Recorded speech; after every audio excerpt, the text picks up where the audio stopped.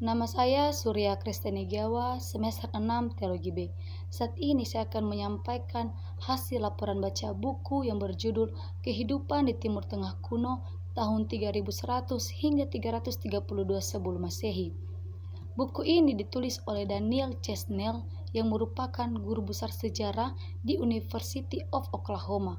Buku ini memberikan sudut pandang yang luas atas kehidupan di wilayah Timur Tengah kuno. Di dalamnya, Daniel Chesnell mensurvei sejarah wilayah Timur Tengah dimulai dari sejak tulisan ini diciptakan hingga pada penaklukan Alexander Agung tahun 332 sebelum Masehi. Daniel Chesnell mengangkat topik seputar kehidupan sosial ekonomi yang berdampak pada masyarakat umum dan seputar hubungan antara pemerintah dan rakyatnya di negeri Mesir, Yordania, Israel, Iran, Irak, Libanon, Syria, dan Turki. Daniel Chesnell menyusun buku ini secara kronologis yang mencakup peristiwa yang terjadi rentang 5.000 tahun. Saat ini saya akan menjelaskan isi laporan buku yang telah saya lakukan. Jadi buku Kehidupan di Timur Tengah Kuno 3100 hingga 332 sebelum Masehi ini merupakan hasil survei yang dilakukan oleh Daniel Chesnell. Buku ini merupakan hasil penelitian dengan bukti-bukti, yaitu adanya naskah yang ditemukan, adanya arsip-arsip yang ditemukan di wilayah Timur Tengah kuno.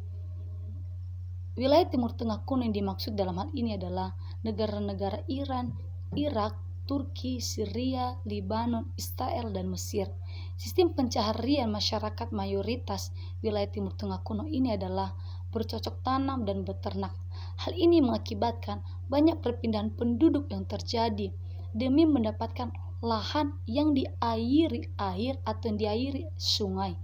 Selain itu, sistem kerja rodi merupakan keharusan yang dilakukan penduduk, baik untuk kepentingan pribadi raja maupun kepentingan pejabat setempat.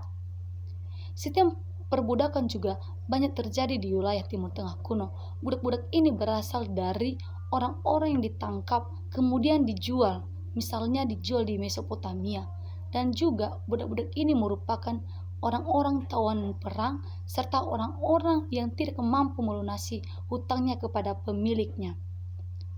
Kehidupan ekonomi di wilayah Timur Tengah kuno ini menggunakan ekonomi barter yang sebelumnya menetapkan penggunaan beberapa komoditas terutama perak sebagai uang.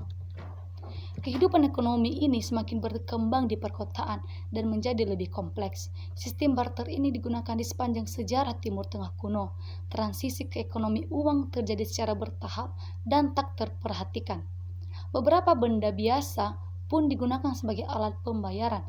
Tetapi dalam periode selanjutnya, selain perak, logam mulia, dan barang biasa digunakan sebagai alat pembayaran, padi-padian sebagai hasil tanah dari para petani juga digunakan sebagai alat pembayaran dalam sistem ekonomi mereka di wilayah Timur Tengah kuno.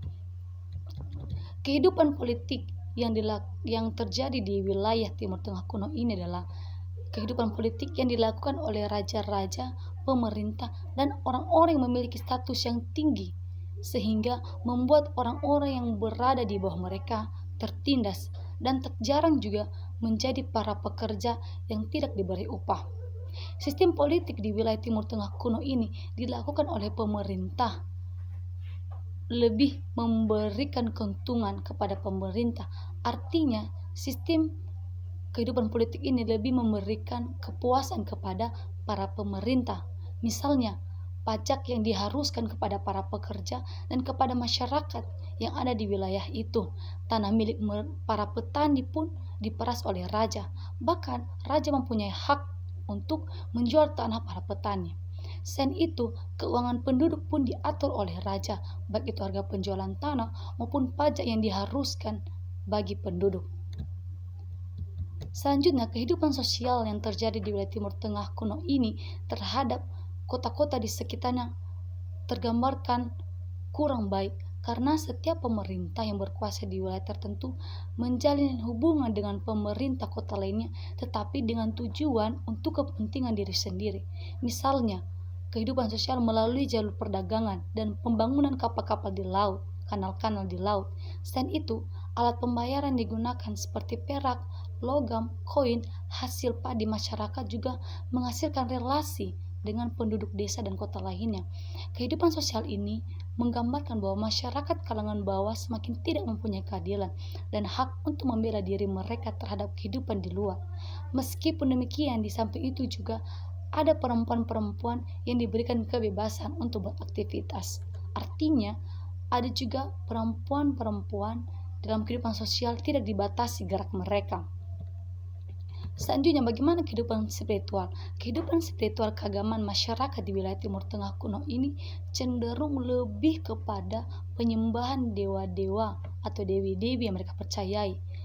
Buktinya adalah ada kuil-kuil yang dibangun dan diyakini bahwa kuil-kuil itu adalah tempat atau tempat masyarakat untuk melakukan upacara penyembahan kepada dewa. Misalnya, adanya kuil untuk dewa air tawar yang disembah sebagai sumber air di wilayah yang tanahnya diairi sungai. Selain itu juga sistem kepercayaan atau spiritual keagamaan mereka ini lebih cenderung kepada penyembahan dewa-dewa ini karena adanya praktek atau upacara pemujaan bagi orang-orang yang sudah meninggal dan dipercayai sebagai faktor suatu desa terbenam dalam pasir. Misalnya yang terjadi di Deir el-Medina. Demikian hasil laporan baca buku yang telah saya lakukan terhadap buku yang berjudul Kehidupan di Timur Tengah Kuno 3100 hingga 332 sebelum Masehi.